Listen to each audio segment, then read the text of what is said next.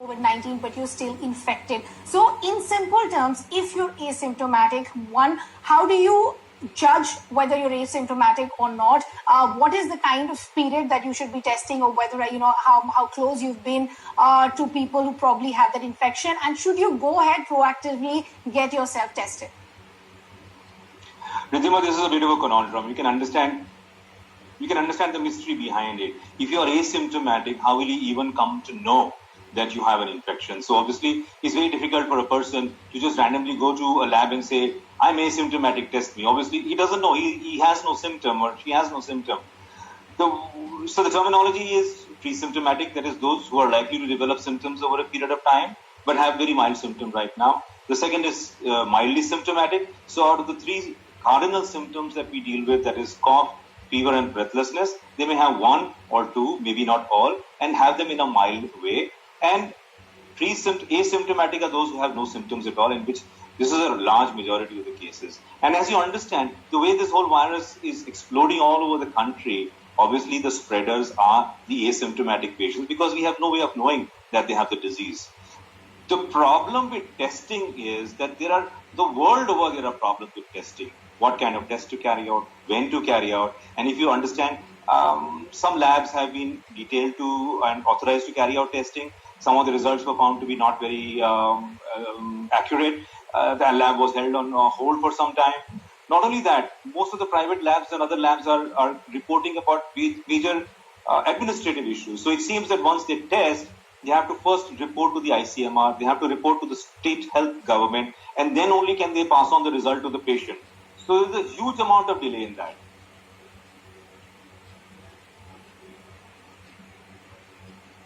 Let me bring in Dr. Bhavni Shah also. Then Dr. Bhardwaj, the other concern is that we also have limited testing kits that are already there, and you would also want to use them, very, very judicially. Now it's very, very difficult to stay indoors as at a time when industries are still opening up. How much sanitization can you really do when you still have to continue with your work? And this is what is worrying people. Now, say, for example, in an office, if there has been some kind of cases that have been detected, of course, a contact tracing is done, and then you've discovered the chain of people, say 5 to 10 people. Those people have been home quarantined.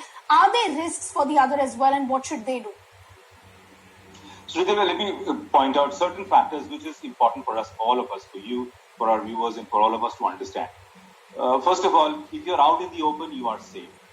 If you're in enclosed spaces where the air conditioning is common and air is being shared by people, that is where you are at most risk. As Dr. Shah has very, very correctly pointed out, the virus is going to stay with us for a while, till we don't have a vaccine or till we don't develop herd immunity. The basic tenets of hygiene have to be followed. You have to stay away from humans at least 2 meters.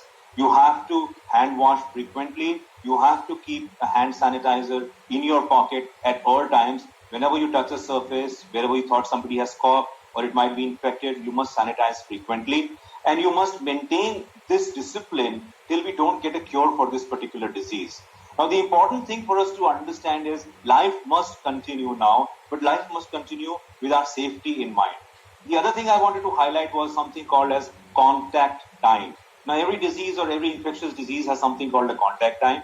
And for this virus, we understood that the difference between this virus and the flu virus is that this virus has a shorter contact time. It travels within a shorter period. But in that also, if somebody is standing opposite you and is not talking and is quiet, the contact time is longer. If somebody talks, obviously the droplets and aerosol that is coming out is more. But if they are coughing or sneezing, then the droplets and aerosol is much, logarithmically that much more. So that becomes a much more dangerous situation where the contact times comes down dramatically. So you have to make sure that you maintain good hygiene. You have to make sure that you behave socially adequately. And as the WHO has said right from the beginning of the epidemic or the pandemic, cough into your elbow, maintain good cough etiquette so that chances of transmitting infection to others are limited. You wear a mask not so much to protect yourself from others, but if you're an asymptomatic carrier, you wear a mask so that your droplet infection do not infect others. Okay.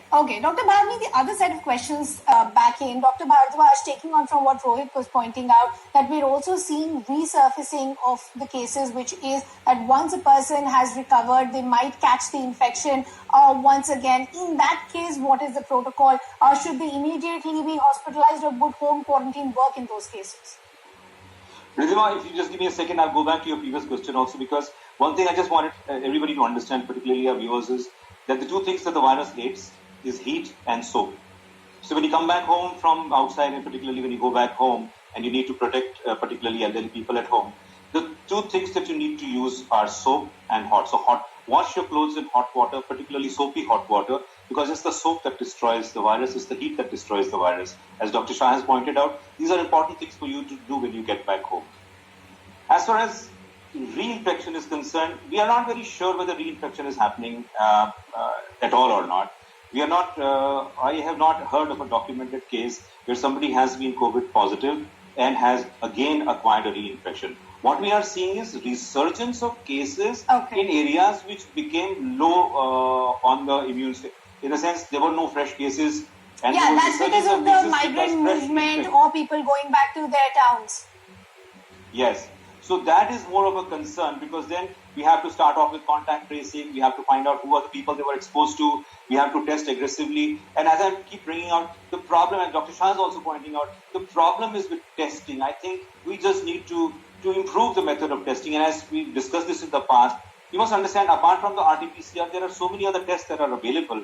And the present test process is cumbersome, because you have to push a swab right into the nose. From the nose, it goes into the nasopharynx. You swirl it around for 15 seconds. You put it in the throat. You take it to the patient's tonsil where the patient gags. There are other tests now which are available all around the world. We must try and explore other avenues where a saliva test can give you a result in 5 minutes or a few minutes.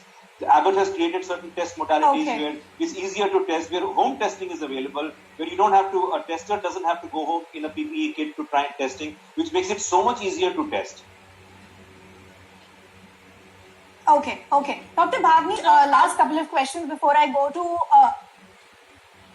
Right. Dr. Bhavni, I'll come back to you. I'm also running out of time. I want to take one question from Dr. Bharadwaj, and then I'll take closing comments from all of you. Dr. Rajiv Bharadwaj, another set of queries that we got was, now since, some sort of road travel and other modes are also now allowed, a lot of people who were stranded in terms of, say, a child who was, separated from the parents, the elderly parents, now wants to go back and meet the parents. Say the parents also have no symptom and the child also has no symptom. Is it still safe for them to be in the same house, or would you suggest still maintaining some sort of, social distancing, or maybe still saying separate? Would that be better, at least because the parents, the age factor would come in? No, unless and until the parents are above 70 years of age or 65 to 70 years and are sick or have certain serious conditions like uncontrolled diabetes, heart disease, suffering from cancer and are on chemotherapy or immune compromised in some way, I don't think it makes any sense to keep families away. But yes, one thing I wanted to discuss, I understand there are privacy concerns, but the Arogya Setu app actually is one of the ways for us to know.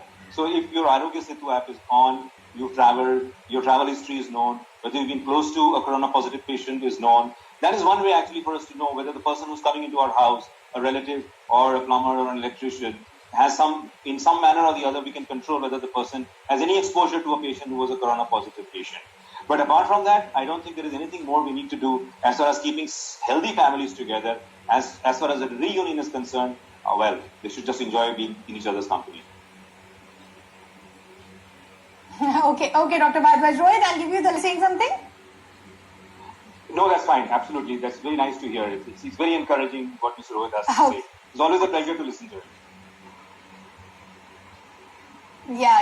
It's actually very, very good to hear those words for somebody. I've never seen him without a smile on his face, and that's so heartening to see somebody who's actually fought the virus at a time when the knowledge was even lesser than what we have. But I'm completely out of time. Always a pleasure talking to you, Dr. Bharadwaj, Dr. Bhavni, as well as Rohit. Thank you for breaking those myths, getting us those inputs.